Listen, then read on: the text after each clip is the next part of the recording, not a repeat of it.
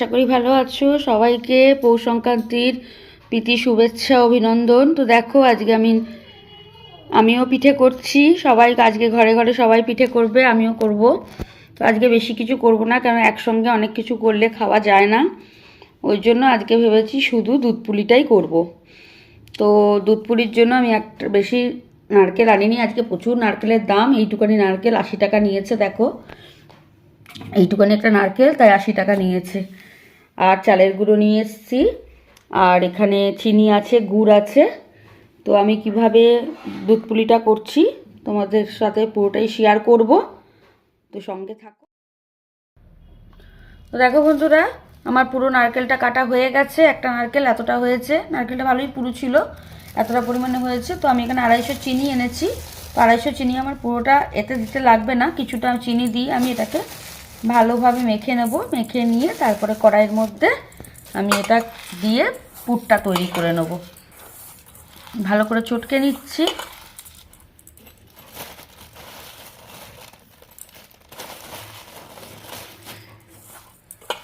প্রায় 150 মতো চিনি আমি এখানে দিয়ে দিলাম, দিয়ে ভালো করে চটকে নেব হাত দিয়ে।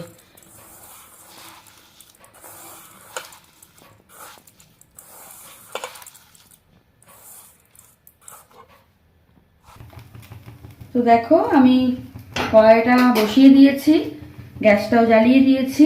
এবার আমি যে পুরটা চিনি দিয়ে মেখে রেখেছিলাম ওইটা এর মধ্যে দিয়ে দেবো।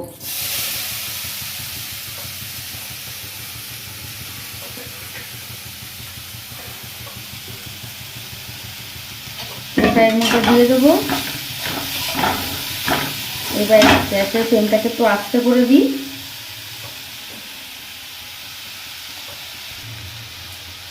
দিয়ে কটা এলাচ, 4টে মতো এলাচ আমি ফাটিয়ে এর মধ্যে দিয়ে দিচ্ছি।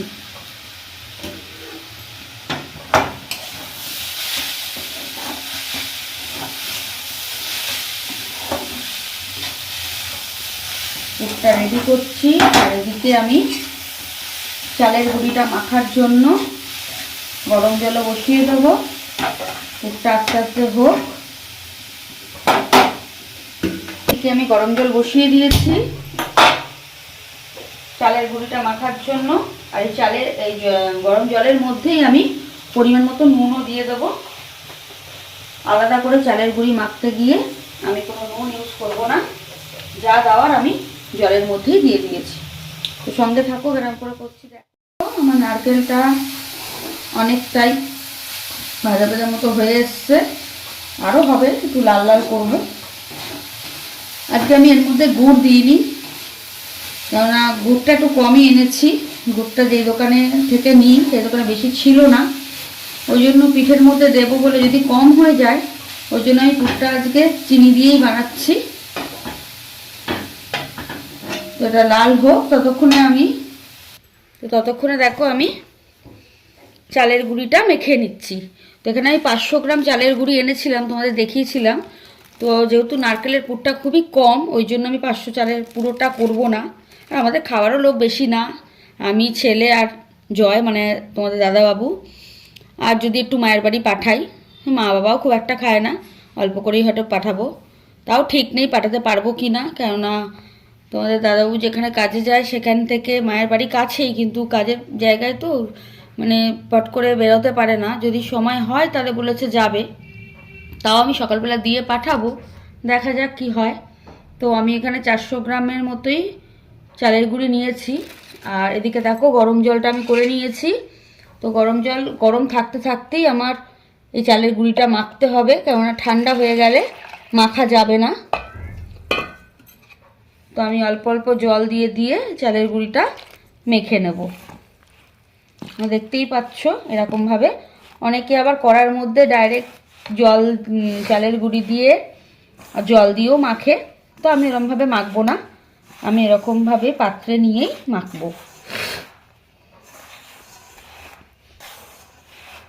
তো মাখা হয়ে গেলে আবার তোমাদের রোটা আমি পুরো দেখাবো কিরমভাবে মাখা হয়েছে। আর দেখতে হবে যে মাখার পর ঠিকঠাক হয়েছে কিনা, সেইটা আমি যাতে ফেটে না যায় ওটা করতে গিয়ে, সেরকমভাবে আমি হাতে দেখে নেবো কিরমভাবে হয় না হয়। এটা তোমাদের বুঝে মেখে নিতে হবে, মেখে দেখে নিতে হবে। এরকমভাবেই অল্প অল্প করে জল দিয়ে দিয়ে মাখতে হবে, একসাথে অনেকটা জল দিলে হবে না। আমিও জানো তো বন্ধুরা আগে কিছুই পারতাম না, যখন আমার বিয়ে হয়েছিল পিঠে তো দূরের কথা, রান্নাই পারতাম না ঠিকভাবে। সবটাই আমি শিখেছি বিয়ের পরে। ওই যে বলে না, একা হাতে সংসার করলে সব কিছুই শিখতে বাধ্য হয় মানুষ। তোমার দাদাবাবু অনেকটা হেল্প করেছে, প্রথম প্রথম তোমাদের দাদাবাবুই করে দিত। আমি দেখতাম কিভাবে করে না করে, তারপর আমি আস্তে আস্তে চেষ্টা করতাম করার। প্রথমবারে তো একদমই হয়নি, তারপর আস্তে আস্তে খারাপ হতে হতে হলো। তারপর তালের বড়া আমি পারতাম না করতে, তোমাদের দাদাবাবুই শিখিয়েছে। এই পিঠে বলো সমস্তটাই তোমার দাদাবাবুর হাত ধরেই আমার শেখা। সত্যি কথা বলতে বিয়ের আগে আমি কিছুই জানতাম না, কিছুই পারতাম না, সবটাই আমার বিয়ের পরে। এমনকি ছেলে হয়ে গেছে তখন, আমার যদিও খুব কম বয়সে বিয়ে হয়েছে, তোমরা হয়তো জানো না, আমার 19 বছরে বিয়ে হয়েছে, ছেলে আমার 20 বছরে হয়েছে। অনেকটাই তখন ছোট ছিলাম। এখনকার দিনে মেয়েরা তো 20 বছর বয়সে পড়াশোনাই করছে। একটু অসুবিধার জন্য আমার পড়াশোনাটা বেশি দূর আমি করতে পারিনি।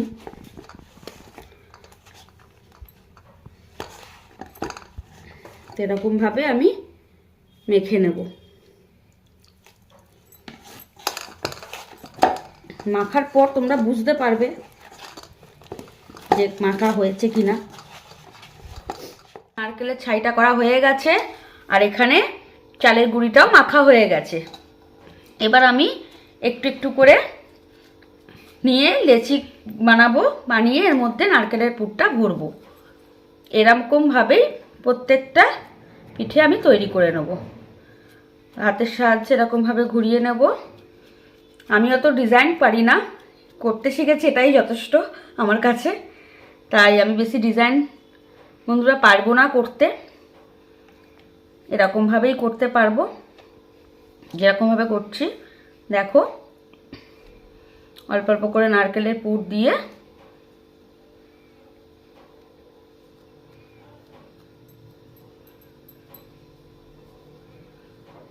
আজকে ছেলে ঘরে আছে, ওই জন্য ক্যামেরাটা ধরছে, আমার একটু সুবিধা হচ্ছে। আর অন্যদিন তো সে পড়তে যায়, আমিই ধরি আমিই করি, তোমাদের পুরোটা ভালোভাবে দেখাতে হয়তো পারি না। তো দেখো এরকমভাবে একটা একটা করে আমি সমস্ত পিঠেগুলোকে রেডি করে নেব।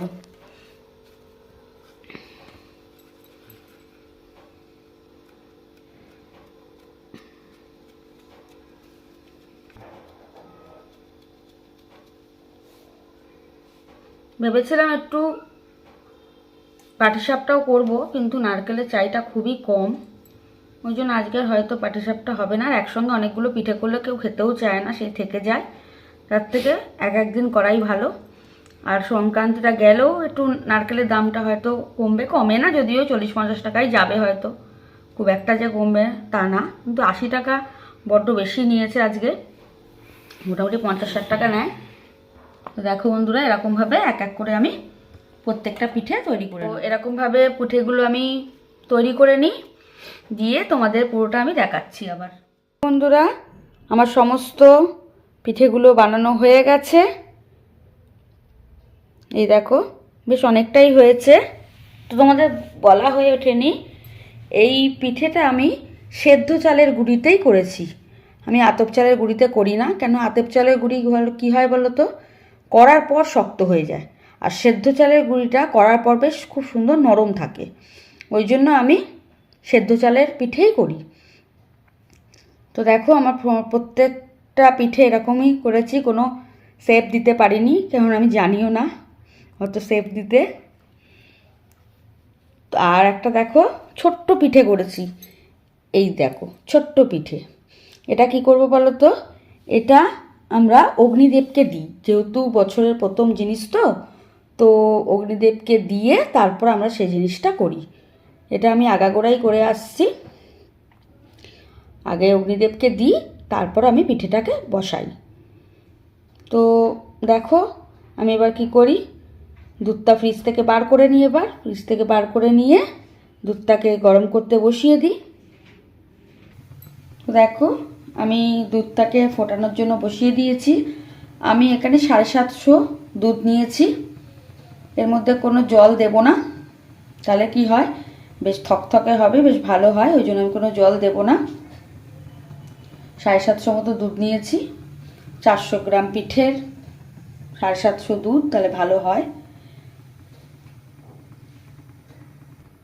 আর আমি এই দুধের মধ্যে 2টো এলাচ ফাটিয়ে দিয়ে দেবো। আর দেখো আমি এটা কড়াতেই করবো, কেননা যে তিজেল হাঁড়িটা রয়েছে সেটা খুবই ছোট, তো এতগুলো পিঠে গায়ে গায়ে দিলে আবার ভেঙে যাওয়ার ভয় থাকে। ওই জন্য আবার একটা বড় তিজেল হাঁড়ি আছে, ওটা আবার বেশি বড় হয়ে যাচ্ছে। ওই জন্য আমি কড়ার মধ্যে করে কোনো অন্য গামলায় বা কিছুতে ঢেলে নেব। তো তোমরা এখানে 2খানা হোক 4খানা হোক, যতগুলো হোক পারলে এলাচ দেবে, অসুবিধা নেই। তো আমি যেহেতু নারকেলের কোড়ার মধ্যে 4খানা এলাচ দিয়েছি, তাই জন্য দুধের মধ্যে 2খানা দিলাম। ভাবছি আর 2টো দেবো, দিয়েই দিই বলো বন্ধুরা, ভালো হবে, বেশ এলাচের গন্ধটা পাওয়া যায়। দেখো আরও 2টো এলাচ দিয়ে দিলাম। তো দুধটা ফুটুক, ততক্ষণ আমি আবার আসছি তোমাদের সাথে। তো দেখো বন্ধুরা, আমার দুধটা প্রায় ফুটে আসছে। এবারে আমি ছোট্ট যে পিঠেটা বানিয়েছি ওটা ব্রহ্মদেবকে অর্পণ করব।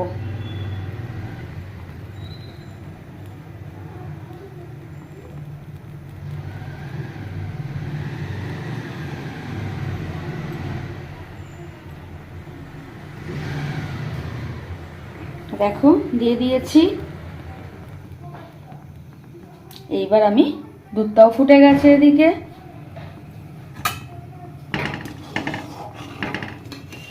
এই দেখো দুধটা ফুট ধরে গেছে। এবার আমি গ্যাসটাকে আস্তে করে দিয়ে একে একে পিঠেগুলোকে ছেড়ে দেবো। আমি এরকম ডাইরেক্ট দুধের মধ্যেই পিঠেগুলোকে দিয়ে দিই, আলাদাভাবে কোনো সিদ্ধ করে দিই না।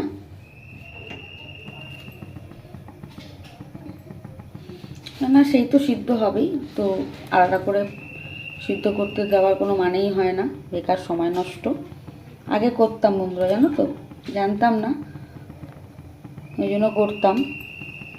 তো এখন যেহেতু শিখে গেছি, এখন আর এরকম করি না।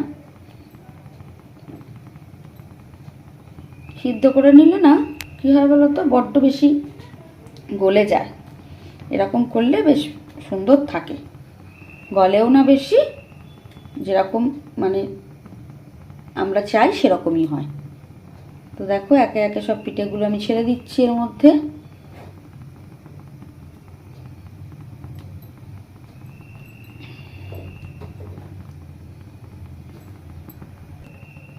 দেখো বন্ধুরা, আমি পুরো যা পিঠে ছিল সমস্ত পিঠেগুলোই আমি দিয়ে দিলাম। গ্যাসের ফ্লেমটাকে মিডিয়াম রেখে আমি এটা হতে দিই, খুব একটা হাইতে দেবো না, তাহলে তলা ধরে যাবে। ওই জন্য আস্তে আস্তে হতে দেবো। আর দেখো এখানে আমি গুড় নিয়ে এসেছি, 250 মতো গুড় আছে এই পিঠেতে দেবো বলে নিয়ে এসেছি। তো এখন সেটা দেবো না, আগে পিঠেটা পুরো সেদ্ধ হয়ে যাবে, দেখবো হ্যাঁ হয়ে গেছে, একেবারে লাস্টের দিকে দেবো। কেননা প্রথম দিকে দেবো না, তার একটাই কারণ, অনেক সময় কি হয় মিষ্টির জন্য দুধটা কেটে যায়, ওই জন্য আমি এখন দেবো না, পরে দেবো। তোমার সঙ্গে থাকো, শেষ অবধি ভিডিওটা পুরো দেখানোর চেষ্টা করব। 90% পিঠেটা হয়ে গেছে, দেখতেই পাচ্ছ পুরো পিঠেটা সিদ্ধ হয়ে গেছে, আর দুধটাও অনেকটা টেনে নিয়েছে। নাড়তে নাড়তে 2-1টা পিঠে ভেঙেও গেছে। এত বড় জিনিসটা নিলাম, তাও দেখো ও একটু হয়, 2-1টা পিঠে ভেঙে যায়, কিছু করার থাকে না। তো আমি এর মধ্যে এবার যে গুড়টা এনেছিলাম সেই গুড়টা এবার দিয়ে দেবো। আর কিছুক্ষণই বাকি আছে, যে গুড়টা এবার দিয়ে দিচ্ছি।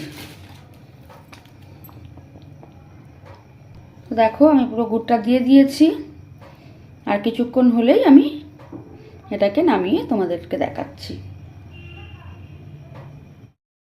তো দেখো বন্ধুরা, আমার পুরো পিঠেটা তৈরি হয়ে গেছে। দেখছো কি সুন্দর লাল লাল হয়েছে গুড়টা দেওয়ার পরে। কালারটা ঠিক আসছে কি না আমি বলতে পারছি না লাইটের আলোর জন্য। দেখো আমার পুরো পিঠেটাই কিন্তু তৈরি হয়ে গেছে। তো আমার পিঠেটা তোমাদের কেমন লাগলো বানানোটা, পুরো পিঠের প্রসেসিংটাই কেমন লাগলো অবশ্যই কিন্তু কমেন্ট করে জানিও। প্রতিবারের মতো এবারও তোমাদের কমেন্টের আশায় আমি থাকবো। আর আজকের দিনে খুব করে পিঠে খাও, আমরাও খাই। তো আজকে এই পর্যন্তই ভিডিওটা, আর বেশি বড় করছি না।